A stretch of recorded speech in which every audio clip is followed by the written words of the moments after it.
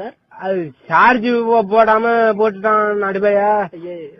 இந்த இது அந்த இதுல போட்டுட்டான் போல இருக்கியா அந்த செவுத்து மேல. அது மழை பெஞ்சு அப்படியே செல்லு உள்ள தண்ணி விட்டு என்ன பண்றதுன்னு தெரியலையா. அப்படின்னா நீங்க செல்லு வாங்கின கடையில தான் சார் கொண்டு கொடுத்து. அதான் கேளுங்க, கதையை முதல்ல கேளுங்க. வச்சிருந்தேன், அப்புறம் காசு வேற இல்ல நம்மள்ட்ட. 100 நாள் சம்பளம் பார்த்தா ஒருத்தரும் குடுக்கல. உங்களுக்கு வந்து வோடபோன்ல என்ன தகவல் வேணும் அதை மட்டும் சொல்லுங்க. வேற ஒண்ணும் தகவல் ஒண்ணும் வேண்டாம்.